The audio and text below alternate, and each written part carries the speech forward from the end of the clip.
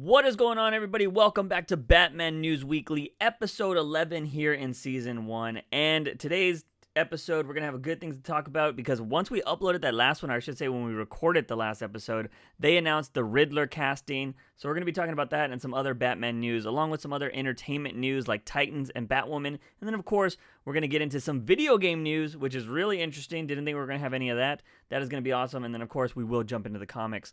But the first thing we're going to go ahead and jump into is in the last podcast, I've been uploading these things on YouTube. We got some comments, Clay. We got some comments that apparently people thought we were hating on Catwoman. Catwoman? Yeah, so I for guess the they announcement. Yeah, for the announcement.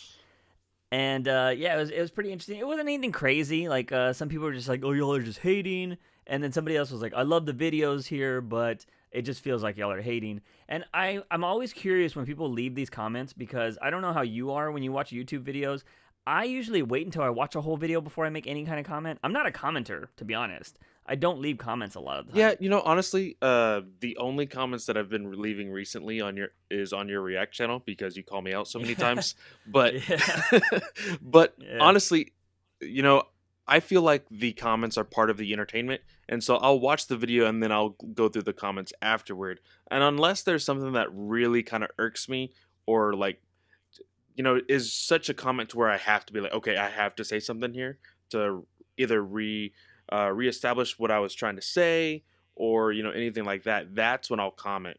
But honestly, I'm not a big commenter either. But just to say it out there, we love the Catwoman character, the way her dynamic is with Batman in comics, in video games, and all sorts of media. It's just we're very passionate about these things, and so when it came to the announcement of Zoe Kravitz on the character, we had some things to say, and I think that's fair. That's fair enough, Yeah, and I don't think we were like, she fucking sucks. Like, it wasn't anything like that. We made our honest opinion that we'd actually had seen her in stuff, but she wasn't memorable. And you can say that about a lot of people. Like, there have been A-list actors that are A-list now, but they were in stuff that I saw when I was younger, and I was like, he was in that? Like, some people just don't have memorable performances. And I've never seen her in anything that she's starred in.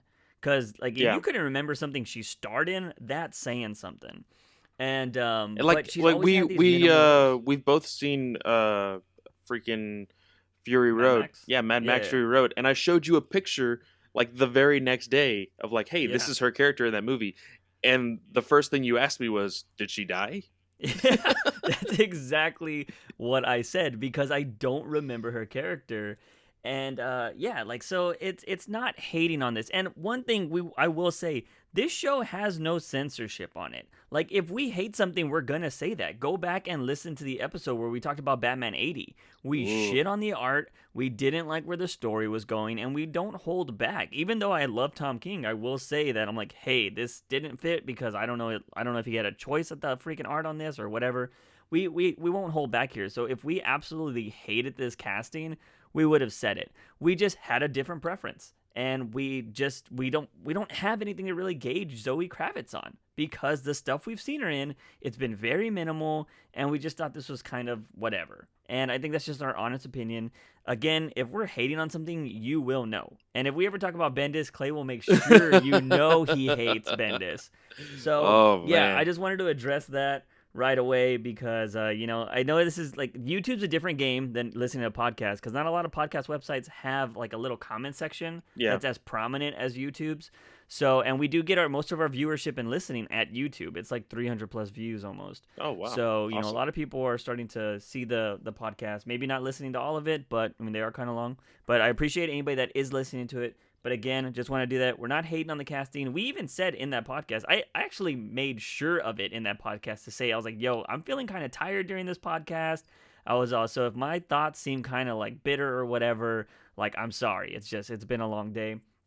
And at the same time, we even wished Zoe Kravitz the best. We hope she knocks it out of the park. And we definitely said that in the podcast. And I will say that preferences. after we recorded, I have seen more of Zoe Kravitz now than I ever have before she was in this casting, And so more now I see more of her, I guess, just random photo shoots that she's had, and people are posting them out of the wazoo. Like, oh, this is the perfect look for Catwoman. Oh, look, she embodies Catwoman completely, and Yeah. just throwing all sorts of stuff out there. So I'm glad now that she will get this type of exposure. And I'm not saying that as like, oh, she was a small actor.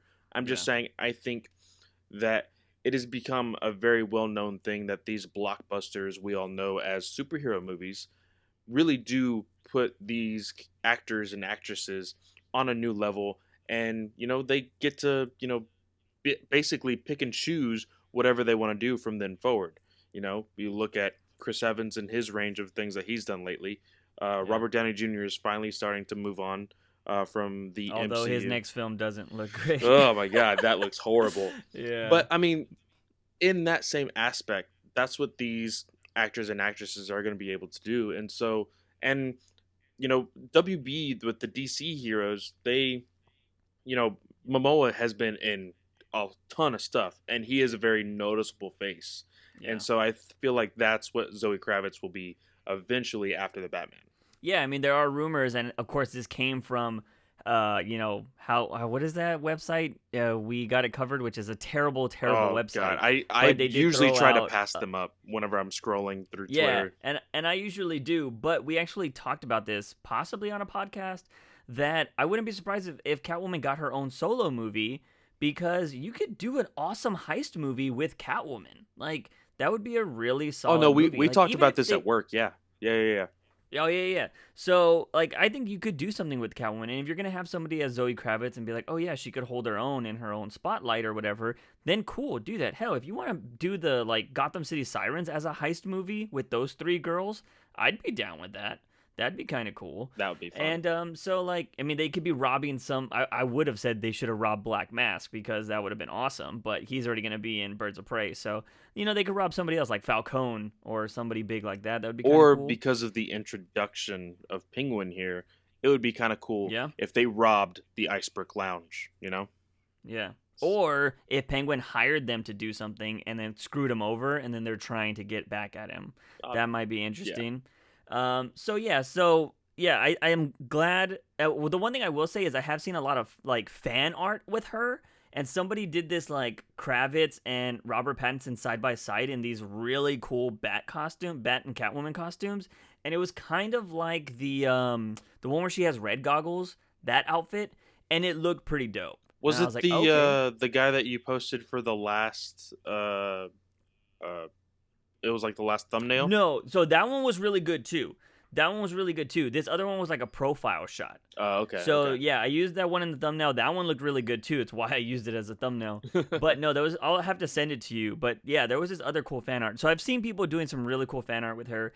And kind of these things with me, like when I get something that I don't like or whatever, or I'm not agreeing with, it takes me like 24 hours and I'm over it. Like, I'm just like, it's just kind of like whatever. Because I'm just like, it's done. You can't dwell on these kind of things. It sucks that I didn't get who I wanted, but now I'm hoping she kills it and, whatever.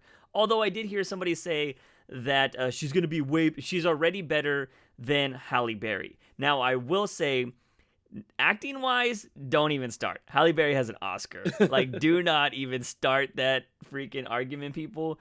I think Halle Berry, if you could bring her, that Halle Berry that did that Catwoman, into this era of comic book movies, she'd kill it as Catwoman. Oh, I think so. She'd be amazing. Yeah. Yeah, but that one was the super campy era of the 90s, and it was just terrible. Was it even the 90s? Yeah, it was 2000s? early 2000s. It was like right between, it was between Daredevil and Batman Begins, I think. Yeah, I'm sure Elektra was in there some point too. Like, movies were bad back in the day. Yeah. Be happy. Even if I don't like the MCU, but I'm glad we get those movies opposed to what we used to get. But anyways, we're gonna move on from that and kind of stay in the Batman movie talk, because, like I mentioned earlier, the Riddler was cast, and it is it Dano Paul Dano? Yeah, Paul Dano right?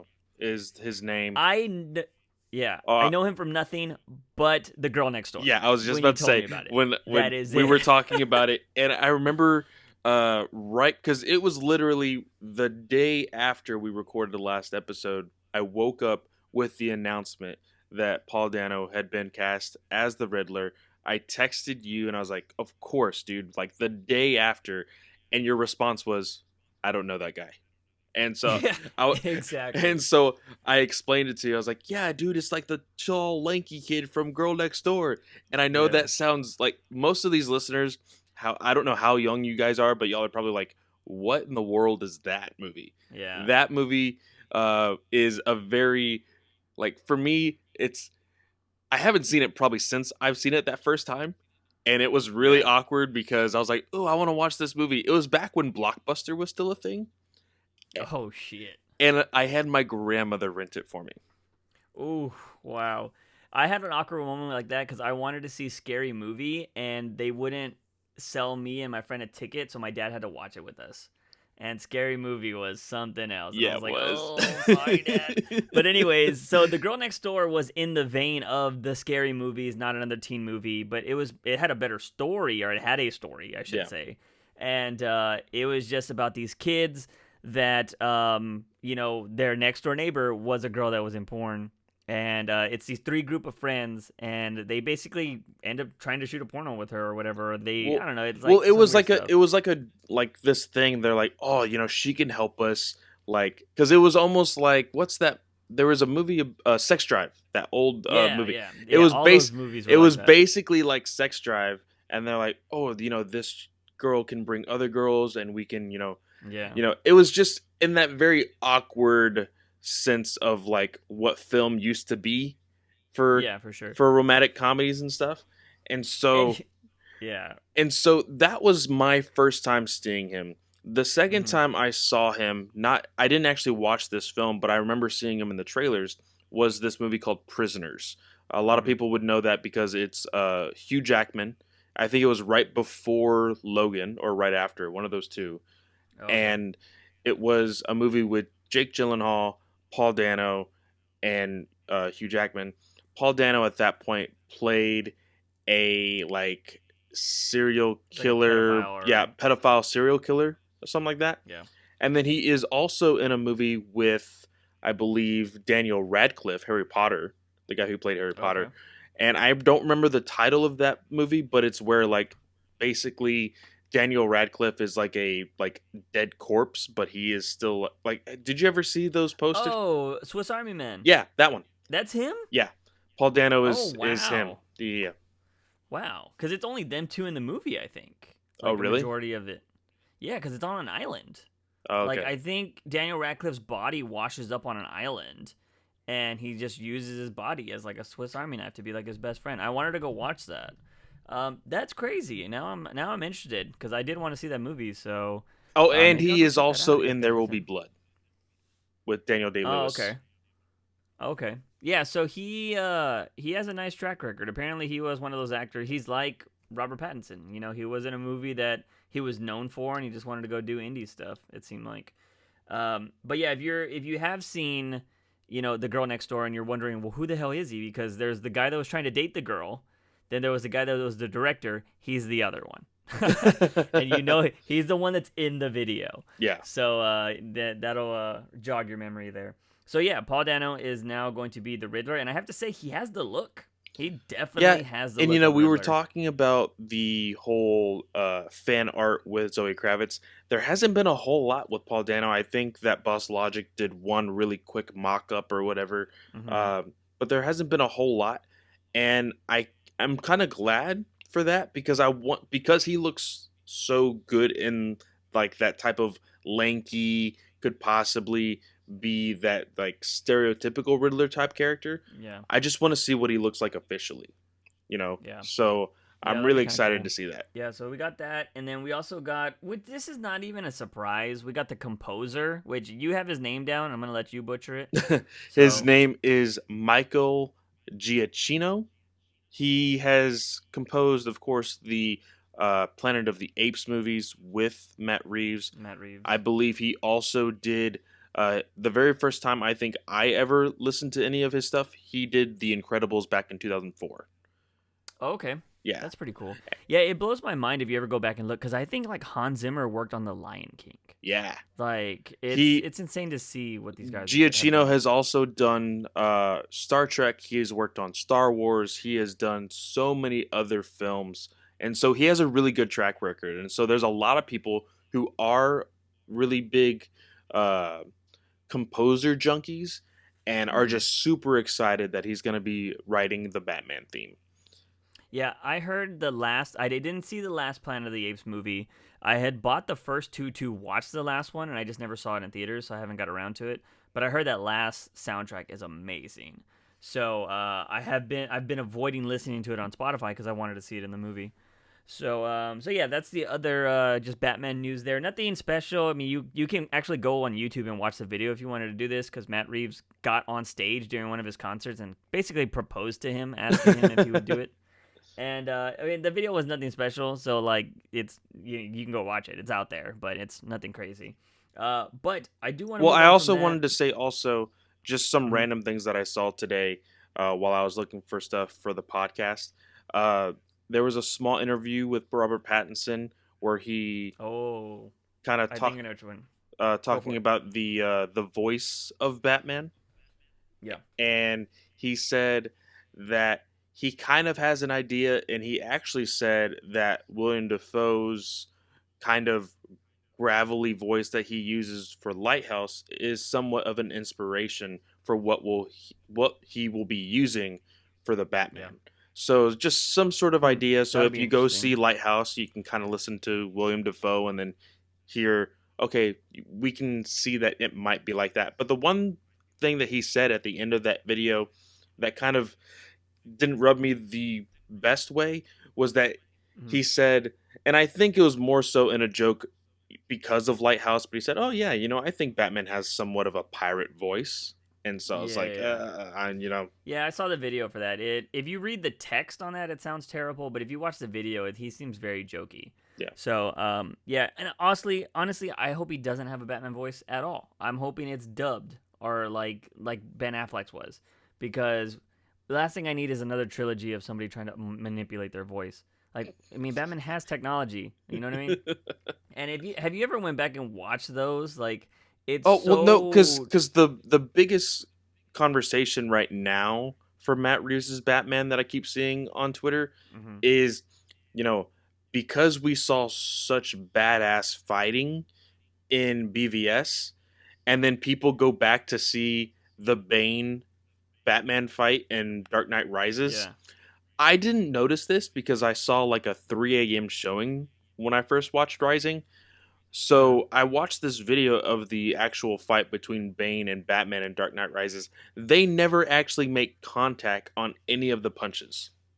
No, the fighting in the Dark Knight trilogy is terrible. It's boring, and that is why everybody thinks Ben Affleck's Batman is so much better. If you would have just had the warehouse scene, delete everything else from BVS that has Batman, and just have the warehouse scene, people would still say Ben Affleck's Batman is better than Christian Bale, because it gave you the Batman you see in the comic books. Like, and that is why everybody loves it so much. Yeah, the fighting in the Dark Knight trilogy, I love those movies, by the way. I love them. But the fighting is trash. It is so boring, and it's just because he tried to be realistic. He's like, oh, well, technically you have to use these defensive fighting. I'm like, no, I don't give a shit about realistic. Like, you could still be a badass fighter in this world. Like, come on. Yeah. And to be honest, like these in the real world, people like the Joker would get murdered immediately by the police. So come on, like it's gonna happen. But anyways, so yeah, so that's some stuff. Another thing that Robert Pattinson said was he said the suit looks really cool, or he thinks it's gonna be Yeah, really that was cool. something I also saw. Yeah, Um, and then the other thing was he doesn't think Batman's a hero, which I can we can we, fight that. I we could want to have an say I'm taking entire that out of episode on context. that, to be Yeah, I honest. think So, I'm just gonna chalk that up to context. I'm thinking that he's going more a philosophical route of like, well, he beats up people and he does this, so he's not a hero and he scares people, and because he said he wants his Batman to be terrifying. So I think he's just going like a good hero person wouldn't do that. I'm hoping that's where his mindset is, and not like, no, Batman's not a hero at all, because that would be stupid. which that But will actually play a little bit in Batman Superman #3 that we're going to be talking about later tonight. A little bit. Yep. So from there, we're gonna go on and talk about Batwoman. It's 3 episodes into CW. Clay, I believe you just caught up on this, Yes, I right? just finished this today. I watched episodes 2 and 3 before we started recording. Um, I will say that first episode was like bad. It was bad. I didn't like uh the way they were just like the dialogue in the show was bad, the acting was bad, just everything just didn't feel right. I will say by the third episode, I am in. I Yeah. really enjoyed that third episode. It was really, really fun. I really like the Alice character. For somebody Hmm. who, at first, you're like, oh man, I should feel sorry for this person because it is, spoiler alert, freaking Kate's sister. And you're like, okay, she's going to somehow turn good. And at the end of the episode, she tells her, I don't want to be good. I still have Yeah. fun being bad and killing people. So that's what I'm going to do. And I was like, oh shit, okay. Yeah. Yeah, no, I've really enjoyed the little things in this episode. One, I'm so glad they're not making us wait to find out who the villains are. Like, the bad people, and so we're just going to have 20 episodes of, like, Batwoman going against the bad people. Because I hate that in CW shows where they just have a mystery the Oh yeah, whole and season. one thing that I absolutely hate also is the whole secrets thing.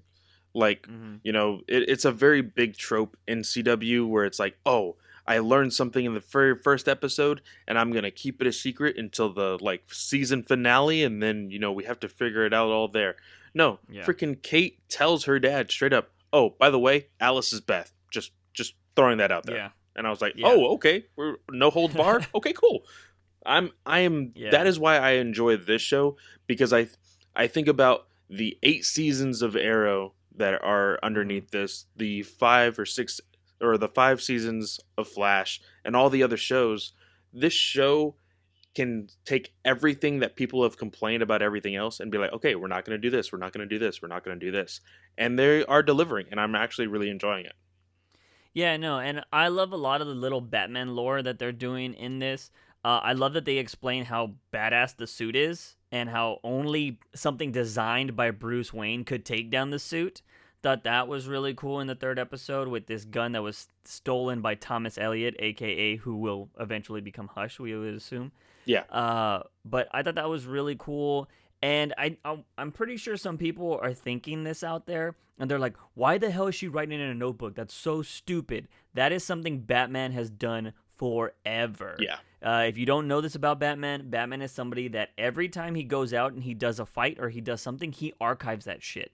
Like he writes down every detail, he puts that in archive. So if he ever has to go back to find an opponent or do something like, oh, I fought him this night, he did this, he has that shit cataloged. That is why he's so great and why he's such a good detective, because he takes impeccable notes. Take notes in school, kids. And actually, But that it plays a lot into a story that we loved about 2 years ago called Metal.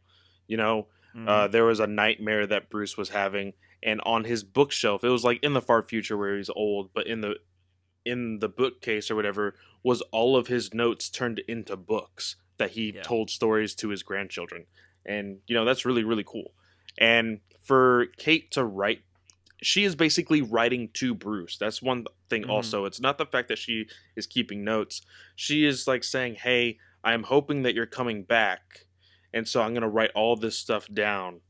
But by the third episode, she's not 100% sure if that will ever happen. And so at that point she says, "Hey, I'm going to have to do this my own way." And that's when she starts freaking painting the bat symbol red and like doing all that stuff, and it was yeah. great. It was awesome. Yeah, no, and I think they've done that a lot better. And of course, you're always gonna have those people that are like, "Oh, this is so." I don't see how anybody can complain about this being like, "Oh, it's too feministy." Like, Batwoman's always been, if you want to say a bitch, when it comes to like standing up to Bruce, which I think it's a terrible term, but she's always been very like stubborn and like fierce against Bruce. Like she's the only one in the Bat family that has ever really stepped to him besides like Nightwing when he became Nightwing. Yeah. Everybody else has usually like followed Bruce's orders. Kate has never been that way, and it's probably because they're actually family. So she's like, dude, I've known you since you were in fucking trousers. Like, like I don't even need to take this from you.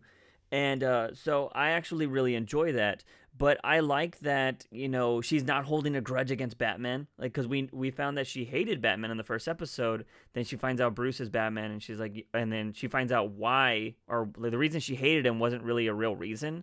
And I like that they're not lingering on shit, which I love. Like they're just moving past, and the story is just freaking Batwoman versus Alice. And I think that's really cool.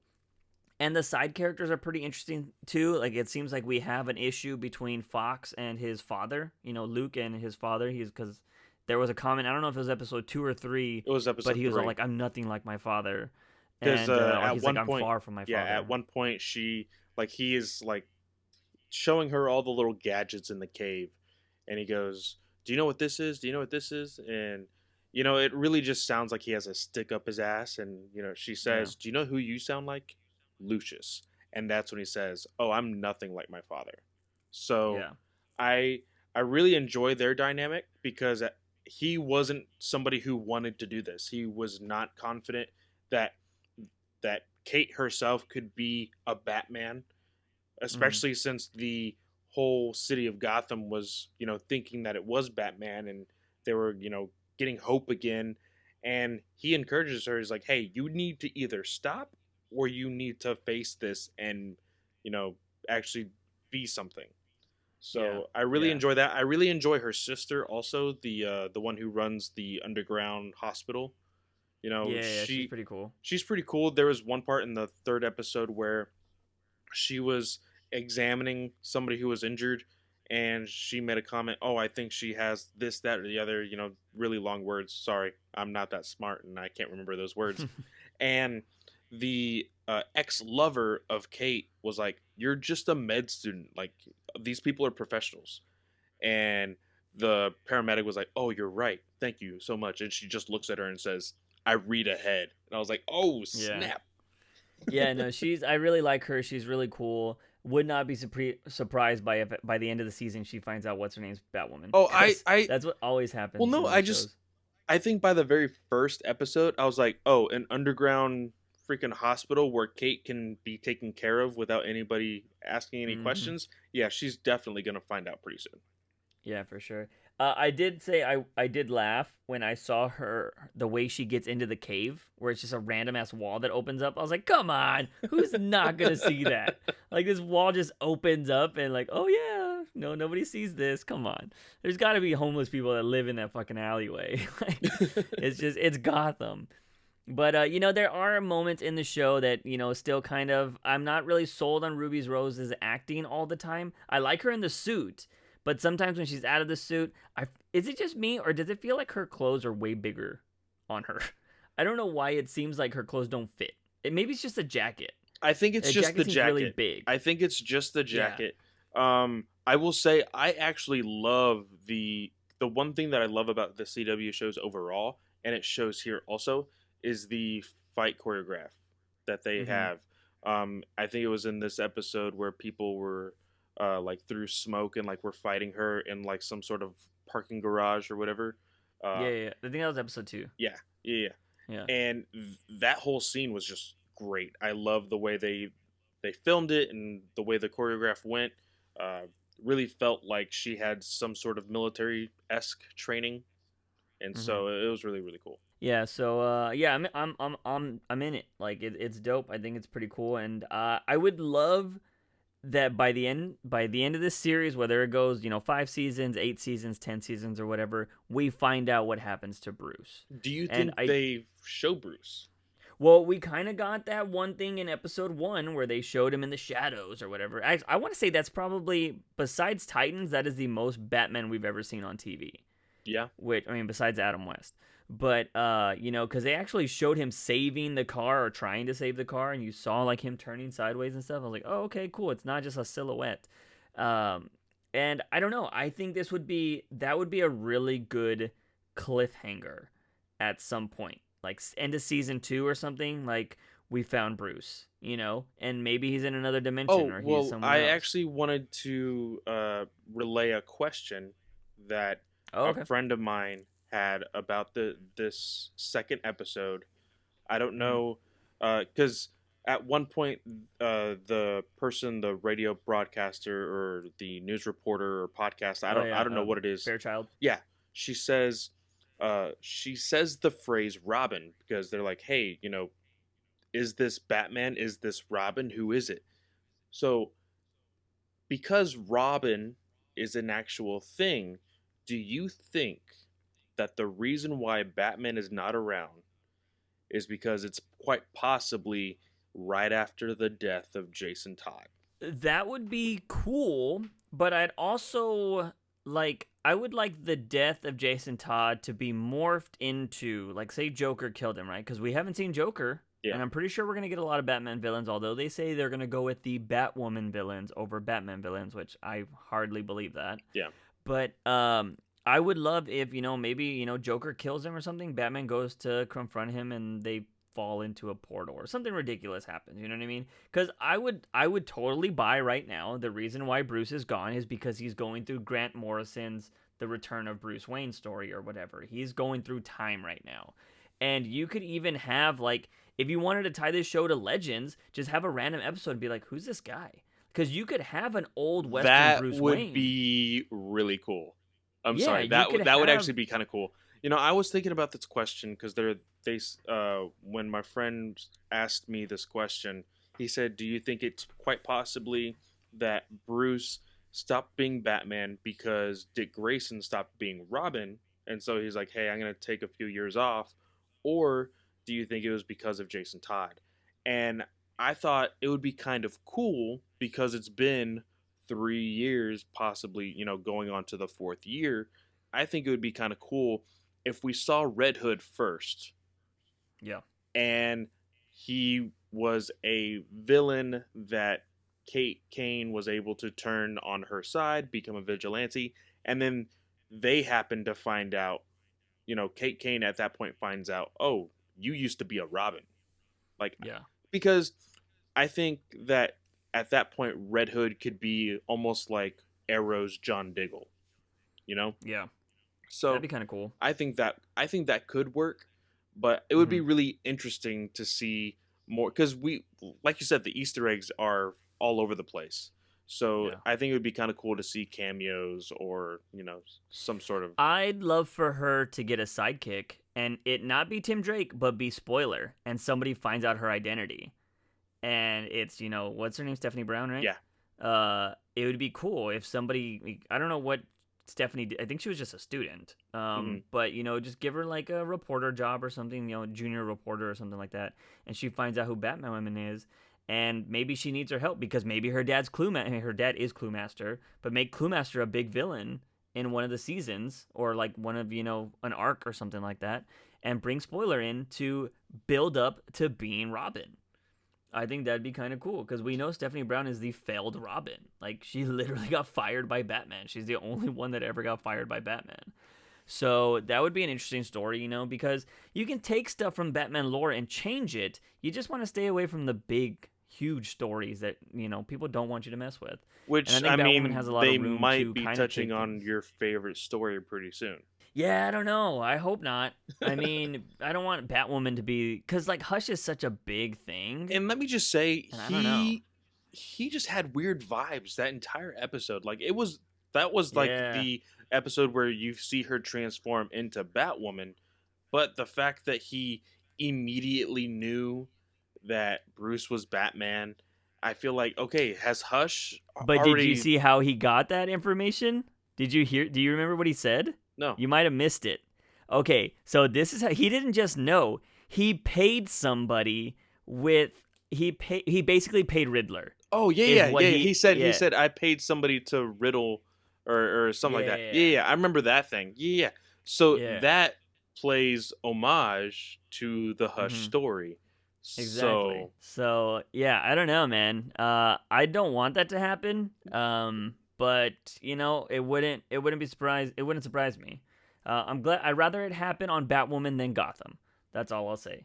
So going on from there, we're gonna go on from the non-Batman show to the episode where Bruce Wayne's actually there, and that is in Titans. So I actually finally caught up on Titans. I've been 3 episodes behind. One night I decided to, catch up because I was hearing good things and hearing some crazy things. I thought Jason Todd had died because he got thrown off a building and somebody spoiled that for me. But it turns out he didn't. So that was kind of cool. And this last episode had a lot of Bruce Wayne in it. And it turns out that he's real. But in this episode, he's like a figment of, Dick Grayson's imagination. Yeah. And it was wacky. at times. It And was very Bruce talked a wacky. lot There was differently. there was Yeah. a lot of controversy over this episode on Twitter because of the way he talked to Dick Hmm. Grayson and the way he would comment about the situations that Dick Grayson got himself into throughout that episode. People were like, like what kind of Batman are we getting in this universe? You know, Yeah. he's very much a smartass in this show. He, you Yeah. know, is it's funny that he was a smartass, but at the same time, there was a point where Dick Grayson stole a gun from the bartender that he was questioning, and like kind of pointed it at him and threatened him, and Bruce, got out of his smartassery and then was like, "Hey, Hmm. no guns." He Yeah. almost broke character in a sense and was like, "Hey, no guns," and Dick was like, "No, I'm gonna keep this." Yeah. Eh, Well, he was like, Deathstroke uses guns. yeah, that's Yeah. what he said. Yeah, Yeah. So yeah, this was very interesting. I will say, if you've heard me talk about this show before, I wasn't a big fan of season 1 of Titans. I thought it was kind of cringe at times. I thought they were really trying to be edgy. Season 2 has progressed so much better. The character development is so much better I with the think they characters. took a lot from what a lot of people loved about Doom Patrol Yeah. and took that and probably got a lot of those writers and a lot of that team from Doom Patrol to go on to here because you definitely see it. Yeah, and so the show has improved a lot. But the one thing I do want to talk about when it comes to Titans, because it is what this last episode just ended on, and I think this is a big talking point, is we found out, and it could be a swerve, it could still possibly be a swerve, but Dick Grayson has said that he killed Deathstroke's son. And he's revealing this because Jason Todd almost killed himself. He almost threw himself off a building because everybody's getting They mad at have him. been teasing the death of Jason Todd so much this season. Yeah. It's almost like I would be surprised if he actually died at this point Yeah. because I wouldn't be surprised if he dies in the last episode. but I feel like that would just be too obvious right now. Oh, you're hinting at it. Oh, you're hinting at it. Oh, you're hinting Yeah. at it. For me, I think because it's been hinted at so much, wait until like next season where everything's hunky dory. They're all having, a good time out, and then boom, dead. Yeah. Well, see, the thing is, I don't know how old that kid is. That's the biggest thing Oh, that's too, true. is because I think if he's in like mid-teens, then you need to give him a few years to grow up because that's what they tried to do that in Gotham and it was terrible. So I don't want Red Hood to show up because I think if he dies, he needs to be gone for a full season. So if he were to die at the end of season 2, he needs to be gone all of season 3 And come and back then season show up at 4. tail end of season 4. That's setting up season 5. I think that's how you're supposed to do these longevity things. Just he comes out when you're very surprised. And don't even tease it. Don't even be like, "Oh man, there's somebody going through Gotham shooting people." No, just like have him show up. And you're just like, "Oh my god." But anyway, let's go back to the Dick Grayson killing Deathstroke's son. How do you feel about that? You know, this whole thing, and I think we talked a very little because we wanted to get this on the actual podcast.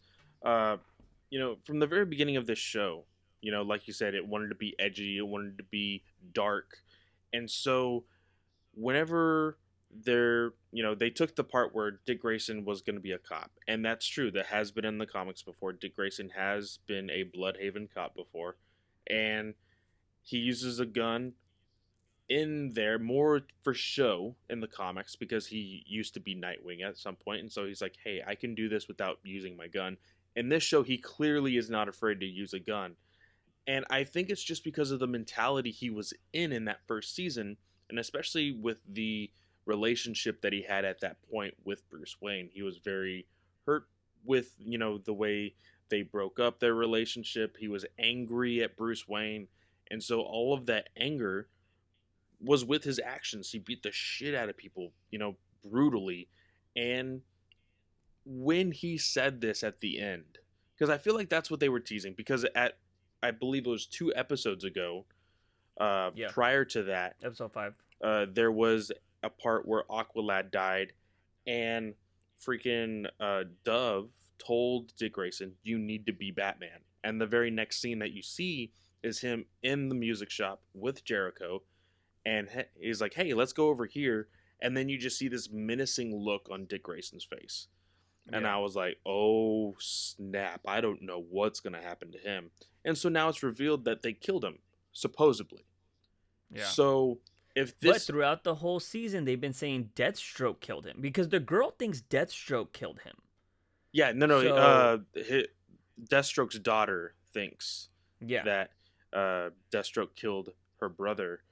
And I think that we are definitely going to get the answer next episode because yeah, there's going to be a flashback where Dick Grayson fights in the Robin costume with Deathstroke in that in same that church yeah that they showed. in the same Yeah, and church. So yeah, and he even says in the phone call in this episode, go to this address, you'll know it when you see it, you know. yeah. And so it teases So what it was in the past. yeah, the interesting thing about that is we're on episode what? What episode is this? Like 7, 8? 7, I think. Let me double check. Okay, so there was rumors that there was going to be a brutal Deathstroke Robin fight at episode 7. So 7 or 8, it's this general. Now, in that rumor, it did say Nightwing, and obviously he's not going to be Nightwing. So I think they just meant it was going to be Robin's character, who will be Nightwing. So So that means it we could be was getting the episode. suit. It was episode 7. In So this is going to be 8. yeah, in 32 hours, episode 8 will Okay. drop. Okay, so we could be getting the Nightwing suit in the next 2 to 3 episodes. Oh man, I hope so, man. I am so Which- ready to see a good picture.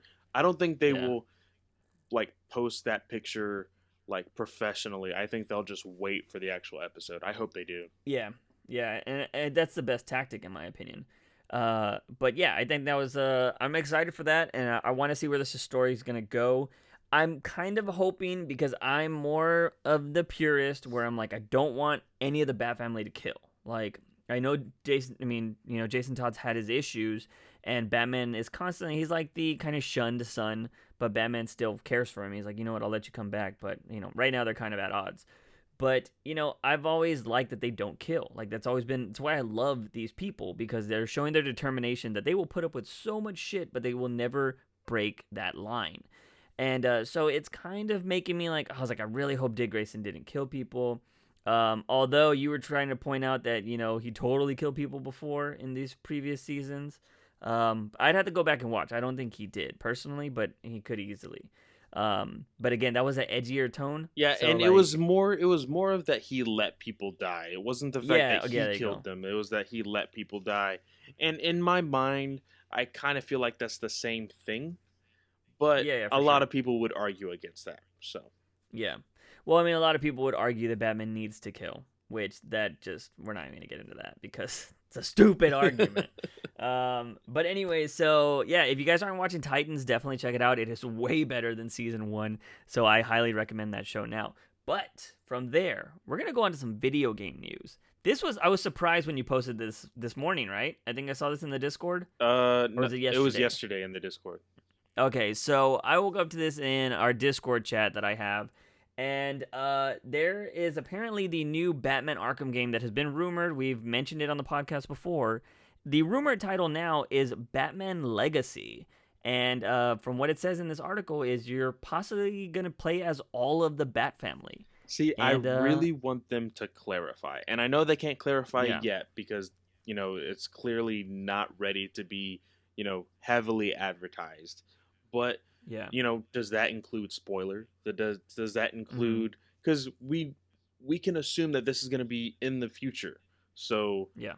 are they going to introduce new characters like that, or is it going to be the ones that we've already played as in the mini games and everything, like Tim Drake, Nightwing, Batgirl, and Jason Mhm. Todd? Batgirl's DLC was the best. I still haven't played that. You haven't played the Carnival one? I Dude, have it's played awesome. every DLC except for that one. That's the one with the classic Harley suit.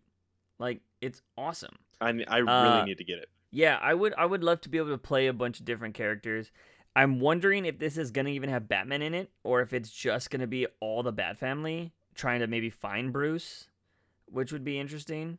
I would be Um, okay with that because by the end of the last game, Arkham Knight, I'm still wanting to go back to that game, but I can assume that it was more of like you hadn't seen him in a while, and then Yeah. at the very end, you just see like this weird like shadow of a bat Yeah. come like I towards the camera or whatever.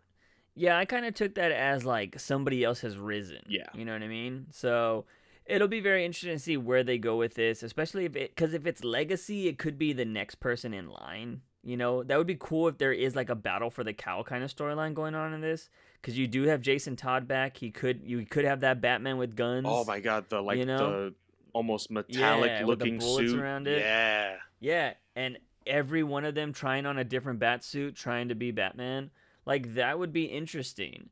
I will say that. Oh wait, has Damian's never been in these games, has he? No, he is not. But that was of course, when we talked about it, that was the rumor Yeah. that Damian was going to be Batman, and that Dick Grayson would be a side character here. But Yeah. I'm hoping that Damian is introduced in here, because we've already had all the Bat characters and the storyline kind of with that, with Talia being in Arkham City, Ra's al Ghul being in freaking Arkham City as well. He's supposed to be a part of this too in League of Assassins. Yeah. He's supposed to be one of the villains. So I think that it can be safely assumed that Yeah. we might get either an actual visual of Damian or at least a reference to him. Well, it would be really nice if he comes with the League of Assassins and he starts doing his turn to the good side at this point in the game. That'd be kind of cool, and becomes a Robin to whoever's currently Batman. I will say the only thing I've ever disliked about the Arkham games is that Tim Drake and Barbara Gordon have some type of relationship. I hate that. Yeah, Don't I know think why. I think they first introduced that, of course, in Arkham City, and it was a really awkward back and forth that Yeah, they because had. they're supposed to be like not big in age difference, but Tim's like 16. I always think Barbara's like 21, 22. So is Dick around that age. So Yeah. I'm like, why are you dating a child? Like, that's just weird. So I thought that's the only thing I ever hated about that, because I know there's one point when he gets mad and you have to like lock him in a cage or something like that Mhm. because something happened to Barbara in the last game. Yeah. And he's like, you gotta let me out of here. And then he starts, if you keep talking to him, he's like, oh, this is why people hate you and blah, blah, blah. And then, yeah, like he has visuals of like, me and Barbara were gonna get married, and it's just like really weird. It's like, this is no, like, change this, retcon this, please. It's supposed to be Dick Grayson. But yeah, so there's not really much else to tell you guys about this. Like, the rumor is that it is just gonna be called Batman, Arkham Legacy, and or is it's Arkham Legacy, right? Did I Yeah. say the right thing? Yeah. Yeah, it would be Arkham Legacy, which I'm glad, because the other rumor was that it was going to be Arkham Court, which is just a terrible name. That just sounds like awkward. It sounds weird rolling off the tongue. It sounds terrible. You say the Court of Arkham, like that's just such a better name. Yeah. But yeah, other than that, that's it. Like this is supposed to be the only information that we know for sure is this is going to be on PS5. This is not going to be on PS4. I mean, they might do like a dumbed down version of it, but I don't think so. I think this is going to be straight up PS5. You're gonna because they're gonna want you to buy the PS5. Yeah. PlayStation probably has an exclusive deal with WB to be like, hey, we want exclusive content first. Blah blah blah. They'll have a PS5 bundle that everybody's gonna want to buy. If there is awesome. if there is a Batman PS5, yeah. I hope it's at launch, because then I'll buy that one. But they're not going to do that. They're going to have regular models. Then they're going to release this 2 months after I buy my PS5. That's exactly what's going to happen. And I'm going to want it still. So, yeah. But this is going to be just like GTA. The next GTA will only be on PS5. And I think it's because the maps are going to be too huge. Like, the PS4 cannot handle it. Yeah. And so PS5's capabilities and updated specs and stuff like that will be this. But I'm hyped for it. Cannot wait. We'll definitely... I say I'll stream this, but to be honest, I don't like streaming story games too much, because like I have to worry about the chat and I can't just get immersed in the story. Yeah. So I wouldn't be surprised if Batman I start was a this. game that I just like, once I got into it, I was just like, I just need to focus, and I will put on an Arkham game and play for a good 3 hours doing nothing but fighting guys in the middle of the city. Mm-hmm. And it's just that fun of a game. Yeah, it's awesome. I love trying to do better combos and just knocking out, like not getting touched once, stuff like that. Yeah, when it comes to streaming story games, I get out of the experience. Like Red Dead, played it for like 2 hours, got off stream, played it for 8 hours straight. Like, it was insane. But yeah, so now we're going to go ahead and jump in from games. We're going to go ahead and jump into the comics. And we're going to start off with one of, I guess, I wouldn't say our favorite comics right now, but we did buy art from the artist on this. We're gonna read Batman Superman. I'm gonna let Clay take this one. Clay, what were your thoughts on this issue? So this was basically, I will say, you were wrong in one small detail of this book. Ooh, I forget. We assumed that Batman actually stabbed Batman with the Batarang, but he Hmm. actually clarifies that he only used Joker gas on him. Oh, okay. Yeah, and so we learned about that. But as I was saying earlier in the episode when we were talking about Batman, being able to trust people and everything else, he goes on this kind of small monologue in the very beginning of the book saying that he has contingency plans for every hero, and it's only because he is doing it for justice. But the way Williamson writes it, he also says, but uh, when you boil it right down, what I do is betraying all of their trust. Yeah, betrayal of trust. Yeah, Yeah. and you know, Superman breaks the Batman Who Laughs out, and he asks him, it's like, "What is your plan?" That Shazam didn't Hmm. tell me, and at this point, I'm like, Kind of cheesy. this Yeah. seems cheesy, but it doesn't really feel like Superman is infected. Hmm. He's still, and when Joker gasses people, they're able to talk, and then they laugh and talk and laugh, and some people are able to fight it off, some people aren't. Superman is a big guy, so I'd assume, okay, it'll take a while, and that's what Batman is betting on, so that way he can at least get some information from the Batman Who Laughs. Yeah. And the Batman Who Laughs is like, oh yeah, let me just tell you my little plan here. I'm gonna do this, I'm Hmm. gonna do that. So Batman Who Laughs was just saying, oh, I'm gonna do this and I'm gonna do that, and eventually, basically saying that he was gonna kill Lois and John, Hmm. and Superman just freaking goes berserk, grabs him by the neck, and he laughs about it because of course he is infected. That's when Batman jumps in, he stabs him with some sort of kryptonite It's like a something. yeah toxin. Yeah, yeah, yeah. It's like a Joker antidote. Yeah. And but he has to infuse it with kryptonite so that way it's able to Yeah, go through go them. through the skin. And then we find out that Superman didn't actually even break him out. It was all a hologram. And Batman Who Yeah. Laughs knew it. He knew from the very beginning as soon as Superman walked in. And I'm kind of getting tired of this. I'm tired of the Yeah, Batman Who I Laughs am too. being 30,000 steps ahead of Batman. And it's just Yeah. like I know that the argument of, oh, who would win in a fight, this person or Batman? Oh, Batman because he has contingency plans and da da da da. And it's basically backfiring on every Batman fan because he is Yeah. Batman but evil. And Yeah. Yeah. Yeah. I'm kind of getting And he's the tired of it. Joker. And I'm getting tired of it because he just says it. Like it's not for the Yeah. fact that he has like a reason why. He just says, "Oh, I already knew." And we're just supposed to buy Hmm. that. And so I'm like, oh, Yeah. whatever. Yeah. Usually with Batman, you get cool reveals of how he's done it or why he's done it. But yeah, the Batman Who Laughs. Well, it's also because he doesn't go away. Like, go away. Freaking, like, this was one of the coolest characters Scott Snyder's ever made, but it is done to death already. Yeah. I'm It is tired of the beating a Batman dead Who horse. Laughs. And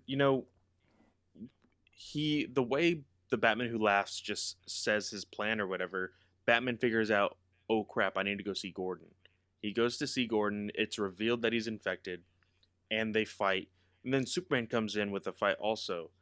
And this here is basically slapping Superman in the face because it it makes it seem like Superman was slow to where he couldn't figure it out until he randomly showed up. And I was like, Yeah. okay, I understand that Batman is the greatest detective, but Superman is not that dumb. Like, come on. Yeah. But I will say, of course, we bought the artist proofs for two different pages, me and Juice. I love this art, but I Hmm. don't think Williamson is telling Marquez the right way to draw Batman. There is a Yeah. page where Superman comes in and he gets in front of Batman so that way the bullets don't get him. And Batman is smiling. Yeah. And that took, like, I literally stopped reading it and I said, why? Like, it took me completely out of the book for that 1 second. I'm just like, whatever, just keep moving. Well, look at Superman's face on that page. He's all like, bitch. Like, he's like, I gotta save you. Yeah, he's like super serious or whatever, and he doesn't have any pupils. And so I was just like, okay, I feel like Superman looks semi-cool in that thing, and it looks cool black and white. It's just you can't tell what's going on when it's black and white. So you're just like, whatever. But, just the smiling Batman just looked super weird. And I will say, we got a cameo of a character we have not seen since New 52, cool. Which I actually really liked, to be completely honest. That character being Rookie. They call him Rookie. The robot that Gordon had as Batman in the very end of Snyder's New 52 run. Yeah. And I thought that was really cool. Yeah, and freaking Superman destroys the fuck out of it. Yeah, he does. Which was kind of cool. He uses like his freeze breath or whatever to basically ice it up and then just destroy it to hell. Yeah. This was really cool. I enjoyed that little cameo because I enjoy when people bring back stuff from the past, but do it right. And, you would think that I'm actually surprised Batman doesn't have that in his cave, but then again, that was a GCPD product. Yeah. So Batman's probably like, oh, there's bugs in it or something. You know what I mean? Like, he probably didn't care about it. And he has crazy ass robots like up the wazoo, anyways, if he needs them.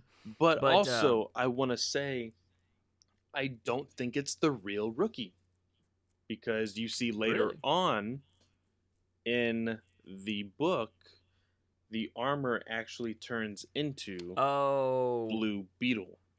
Yeah. And that was kind of cool. And I was like, how is that even possible? But of course, the infected individuals probably got some sort of new powers, and so I can chop it up to that.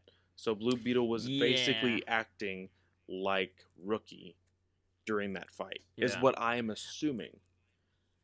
But possible. I kind of took it as the scarabs, because this is weird for anybody that knows who Blue Beetle is, because I've never seen Blue Beetle do this in my life. He basically is a bunch of like little nanobots, but it's a bunch of little scarabs. If you look at it, the scarabs are in the suit, so they're like starting to come out of the suit. So I think Rookie was infested with those. Okay, yeah. And they take over Calyx. Okay. And then they freaking I can see it now. They morph into Blue Beetle, which is really weird for me, because Blue Beetle, when he's not in his suit, is a normal person. Yeah. I mean, he's the only Latino character we got, and now he's in a million pieces. So I'm interested to see that. I think they kind of just, he had an idea in his brain like this would be really cool, but he didn't think about how it came together. Maybe this is just the scarab, and he does say it's Jaime Reyes or whatever. Yeah. But yeah, I don't know. I thought that was kind of weird. Although I will say the end drawing, I'm kind of digging it. The demon version of it, like the way his helmet looks and stuff. Oh yeah, I kind of like it. It very much resembles a freaking parademon. Like in my mind, that's exactly what a parademon looks like, and so I was like, oh, that looks kind of cool. So. So Blue Beetle fights them and basically captures them in the Fortress of Solitude. But then we get some dialogue from the Batman Who Laughs, and we see, of course, at the end of the book, like we've been getting from every other book for the past month, the Doom symbol. I mean, I like that art there, but I'm just like, man, I am tired of seeing that symbol already. Like I Yeah, I own a shirt with that. Well, not with I don't know if it's that symbol exactly, but it is the Doom like thing. I have a shirt for it. I bought it at Comic-Con. Nice. I will say that the thing that kind of sucks about this, it seems like this Batman Superman book is about to become the Secret Six book with the dark multiverse Justice League, is what it feels like this is going to be branching into. Because he says it here. He says, like, this puts me on a collision course with Lex Luthor. So the dark multiverse people are about to fight Lex Luthor, who's taking over the world right now. So we're going to have villains versus villains. Who's going to be more villainous? So you think that like Superman and Batman will be on the wayside of this book while the Secret Six fight Luthor. I feel like we're gonna be getting both. I feel like Batman and Superman will be like, how are we gonna beat this? When technically we're seeing their asses get handed to them in Justice League. Yeah. And then we're gonna be having this of them trying to figure it out. And now it's gonna be, I don't know, I know you don't watch a lot of wrestling, but it feels like they're trying to do, in wrestling terms, they're trying to turn a bad guy into a good guy. So it seems like they're trying to turn the Batman Who Laughs face, he's like a baby face, like he's gonna be a good guy because he's gonna beat Luthor. But I don't really know. Like, it just seems really weird. Again, I'm tired of the Batman Who Laughs, and I never thought I would say that because, like, when this character first came out, I was like, oh shit! Like, I thought it was awesome. But like, Snyder gave him, how many issues did we get? 7 issues. We got in that miniseries. Well, it was supposed to be 6. It turned into 7 to which branched into this. And so, I felt that he was in the book, or he was in the universe for the perfect amount of time during Metal. Mm-hmm. Because that infight where Joker and Batman were fighting together to fight the Batman Who Laughs was just a really badass way to be like, okay, we got you, we're done, we finally captured you, whatever.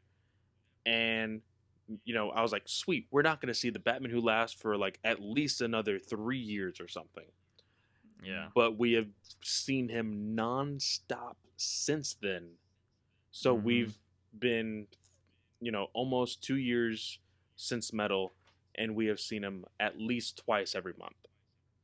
Yeah, it's he showed up in Justice League. He had his own miniseries. We're getting Metal 2. Yeah. I've told this to Clay before, but I swear to God, if freaking Batman Who Laughs shows up in the Last Night on Earth, fuck that book. Fuck that book to hell, because I am gonna be so pissed if he shows up in that book, because that story's good so far. Although my theory for that is I think the villain in that is gonna end up being the guy from the Court of Owls story, his supposedly his brother. Brother or whatever, which that would kind of irk me too, but not as much as it would be if it's this fool, like, because I'm just tired of him. But the Doom symbol does show up, and that's how the book ends.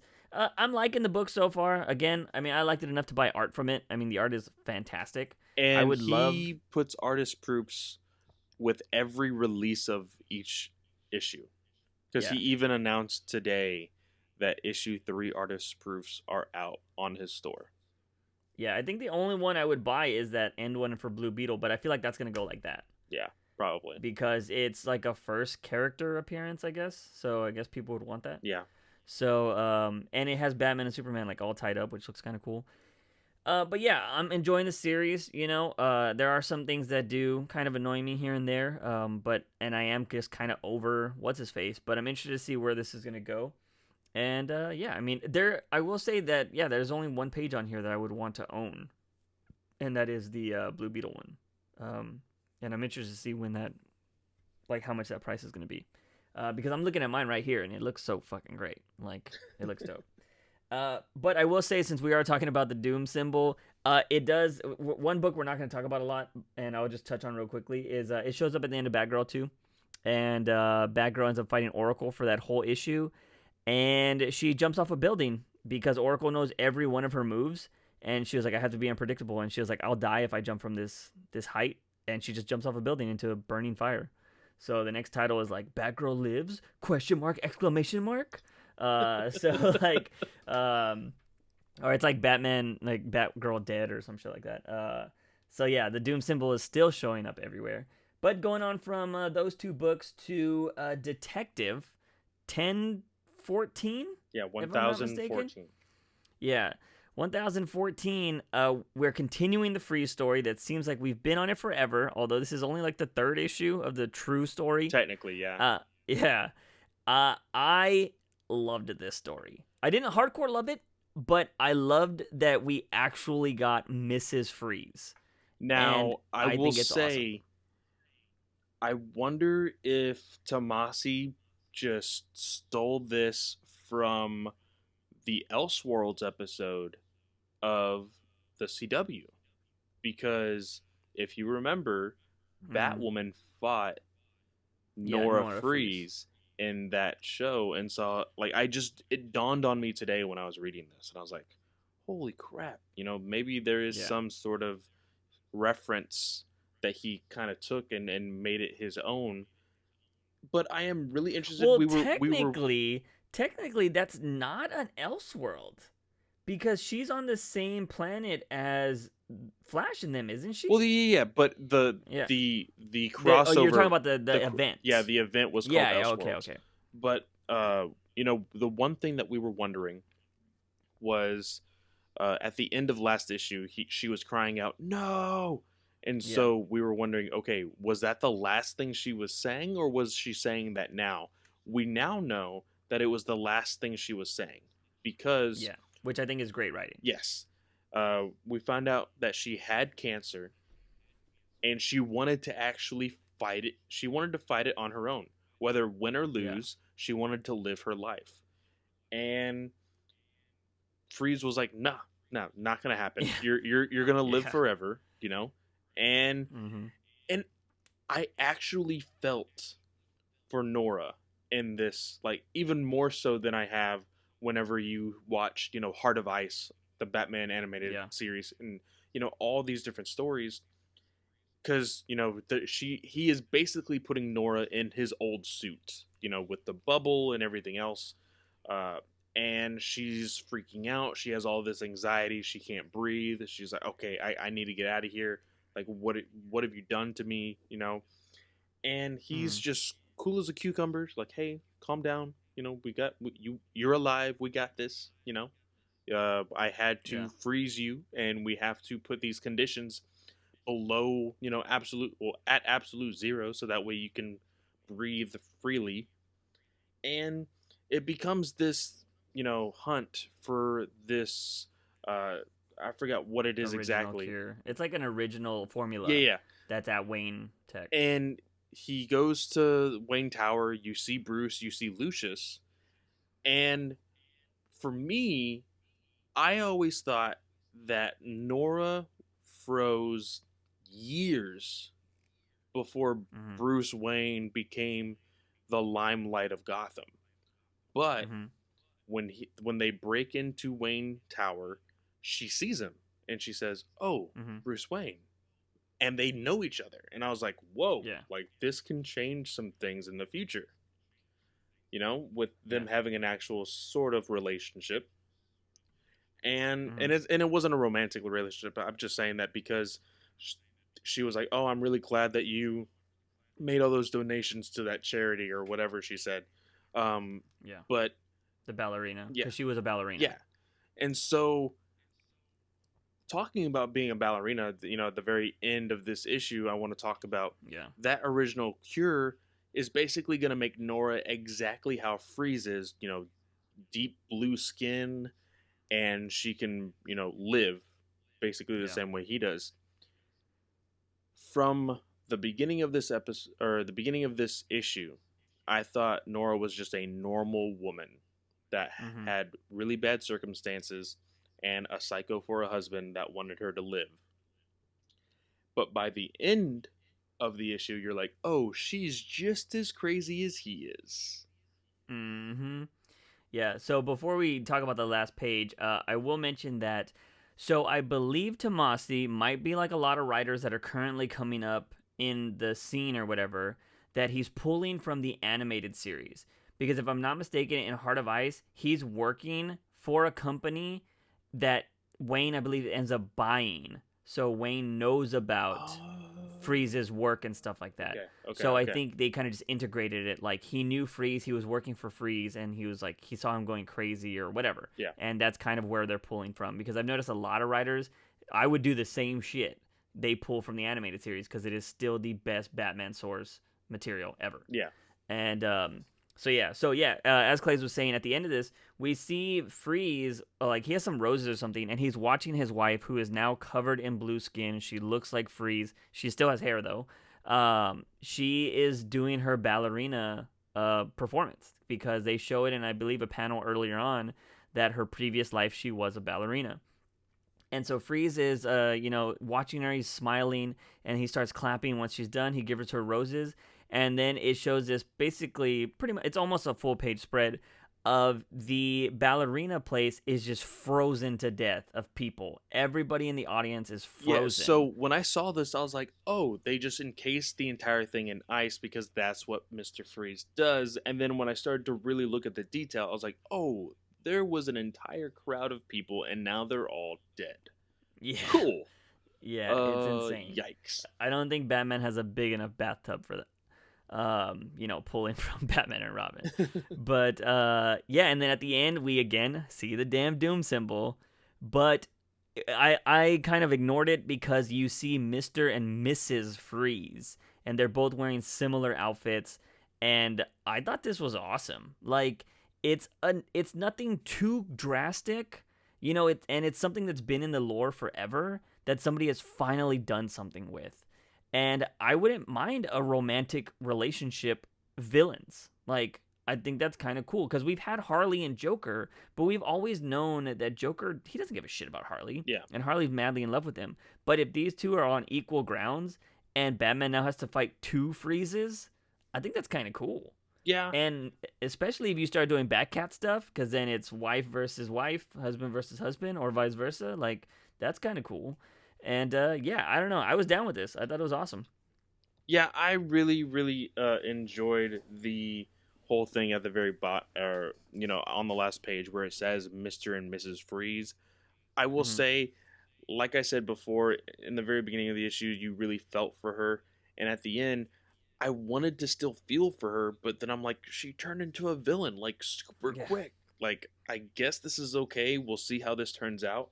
I genuinely want it to be a thing. I don't want it to be retconned because, like you said, she has been encased in ice for years and years and years. And so I am also really glad that Tomasi was able to actually do something with that character that has literally been in the background for decades, basically. So yeah, so this was really cool. Tomasi's been hit or miss on this last detective run, but I think this Freeze story and Arkham Knight have been solid. The in-between stuff, not so much. But we're going to go ahead and move on to our final comic, and this one was... what did you think? This is Curse of the White Knight, by the way, issue 4? Issue 3. I don't have it pulled up yet. I think. Issue 3. Let me double check. Wait, hold on. Let me pull this up. No, I bought this issue. I should just get it out of my backpack. But yeah. So 4. So in the last issue, we talked about this on the podcast about a month ago, that at the end of our issue, Gordon had just got stabbed and thrown off a building. So now this is the aftermath in the issue. Barbara is pissed, and she wants blood. So what did you think of this issue? I thought it was awesome, just because whenever it comes to the Bat family getting angry, Barbara is never that person. Yeah. Never. She is never that person because she has people like Bruce and Gordon. She doesn't have Gordon anymore. Yeah. So, and from, this, we don't know if her mother is still alive or anything, or her brother, because this is an Elseworld story. And so she quite possibly lost the only family that she had. And she is out for blood. She is ready to kill. And I really enjoyed the very beginning of this issue. It's a flashback with Gordon and Barbara. He's dropping her off at school, and she's talking about some kid bullying her and pushing her. And he's like, well, guess what? You get to hit them back. And she's like, well, I thought I wasn't supposed to do that. And she's like, well, guess what? There's, what does he say? There's 2 rules in life, or there's 2 different types of rules. There's the world's rules, and then there's your rules. And, you need to live by your rules right now. Stand up for yourself. Oh, and also don't tell your mom. I like that small little thing there. And, at the end of that flashback, we actually see Barbara run out of the hospital, passes Batman, and Batman just runs to Gordon's bedside and just hugs him. And I'm like, oh, that hurt. Yeah, that was a great panel, but in the same page, they have Batman's facial expressions. I hate when Batman has eyes. I hate it. Yeah, when he has, Just, yeah, you actually yeah, see his it like looks pupils and so stuff. dumb. It looks weird. Yeah, I'm not a fan of that. Anyways, yeah, that panel right there though of Batman hugging Gordon is insane. I actually got Clay annoyed with this book now because I told him how stupid Batman utility belt is in this. Because Batman has this huge ass knife on the side of his utility belt, and if you've ever had a pen in your pocket and bent over, you get stabbed by that thing. The utility Every belt single is dumb. time. But Yeah. So like, well, go ahead, bro. anyways, yeah. No. So from there, we see Barbara run out of there, and then we get the title page and stuff like that. And then we're back at the GCPD headquarters where all the Batmobiles and stuff like are there. And Barbara's just going off on Batman. I was kind of mixed on this. I understand it. She's upset. She just lost her father, so you got to let her say whatever.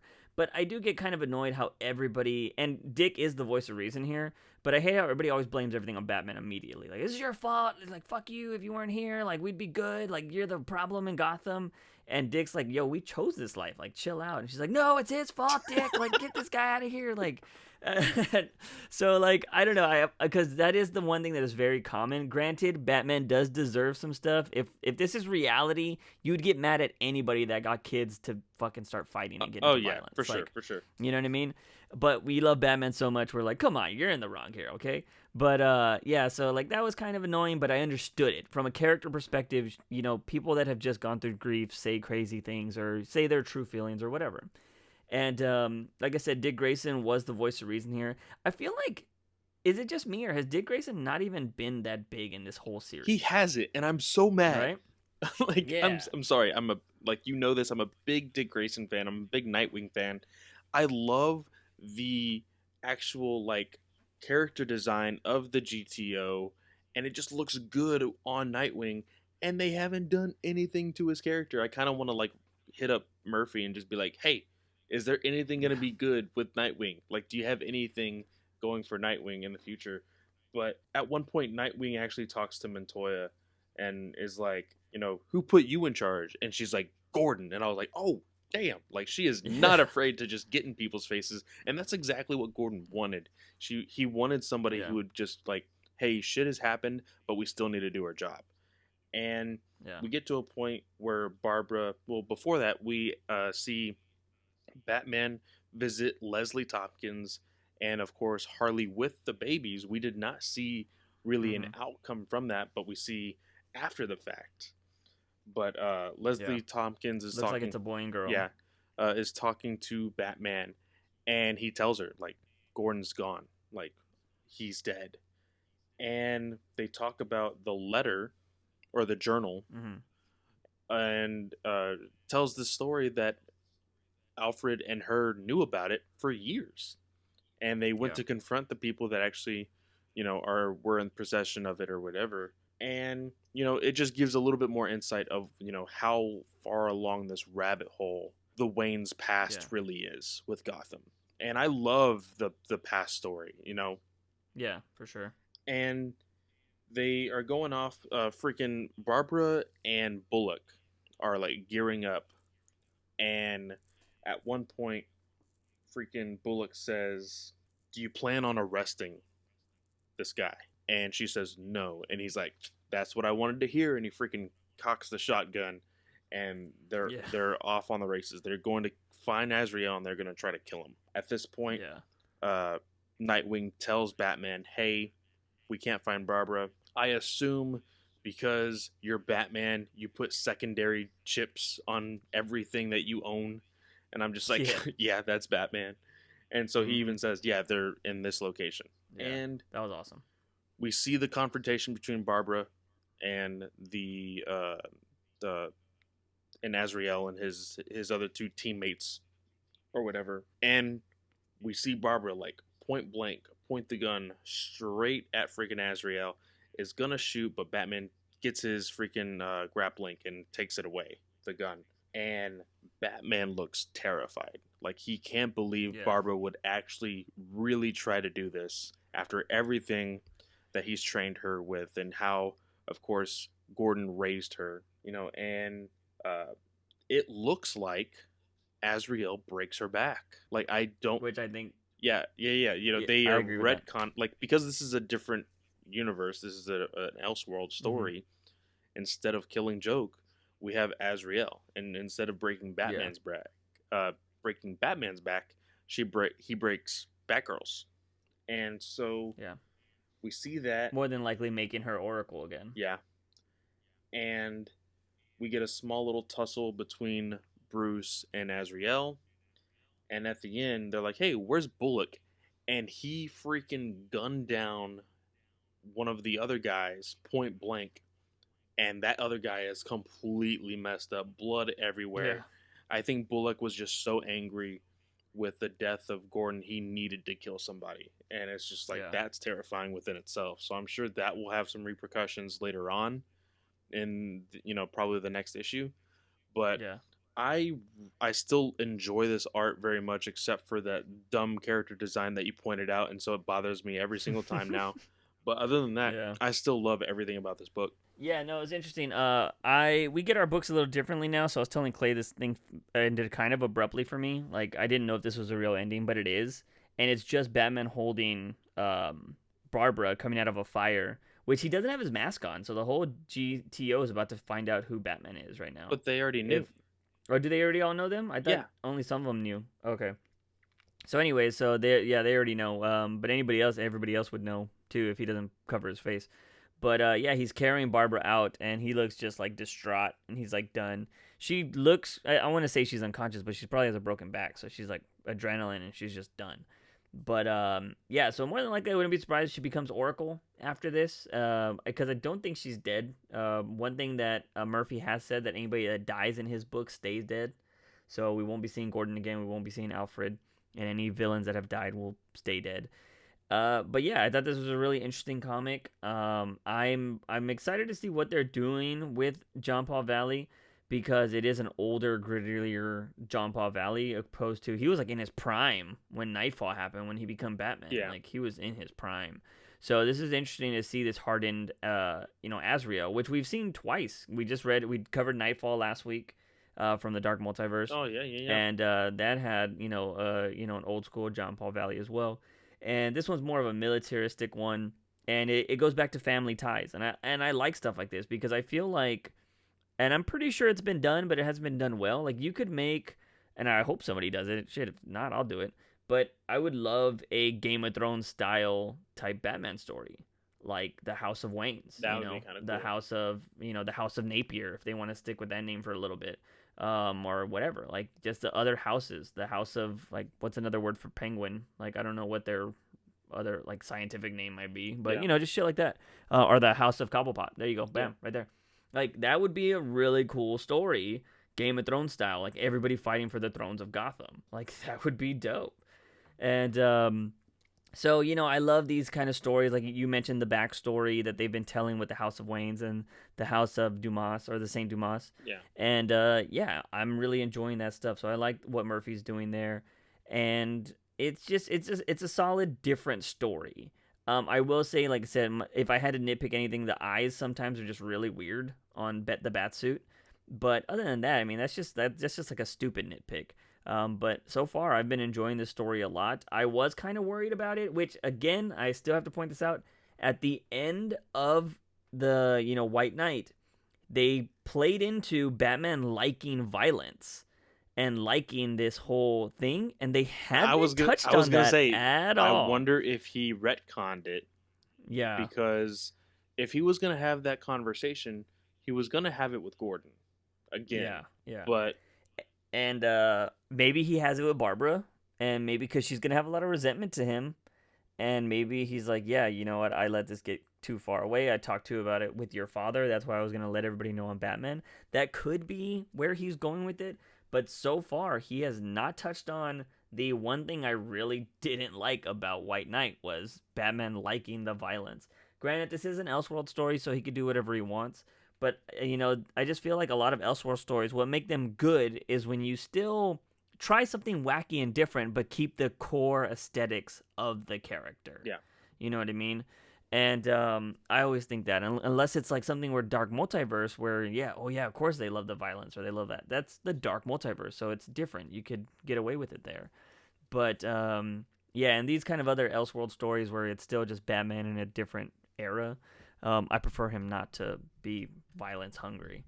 So we'll see. But other than that, I think this week was pretty good with books. It was short. There wasn't a lot. I have no idea what we're going to be talking about on the Comic Book Legion podcast tomorrow, which we still need to record. I attempted to read the annual for Aquaman, and I got like a maybe half a page in. And I was like, God, this is garbage. So I'll let you know on that, and so we can we can talk a little bit more about that probably either later tonight or tomorrow. So. Yeah, I don't mind talking about the solicits either. I mean, we won't talk about this on podcast, but I do want to mention, because if we don't talk about solicits, is it seems like Batman Catwoman's up in the air right now. Yeah. I messaged Tom King today. He didn't respond, but he hasn't said anything about it recently. I think that unfortunately there is I don't know why. I think they are honestly trying to rush this crisis in 5G. Like, I honestly think that's what's trying to happen.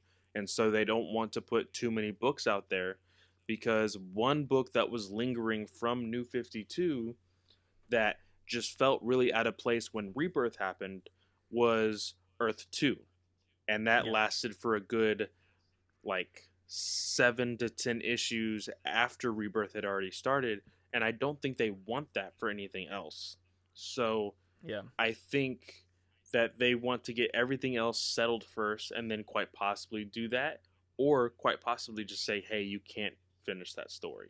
Which, again, that would really piss me off. If I don't get the end of Batcat, I won't buy any 5G. I'm pointing that out right now. I'll just read what we get. Yeah, honestly. I told everybody in the Comic Book Legion chat that I will read the review copies that we receive, but I will not purchase anything that goes along with this 5G. Unless they can truly tell me, hey, we are making a change, but we're going to make it slowly instead of abruptly and force you guys to read everything. Yeah.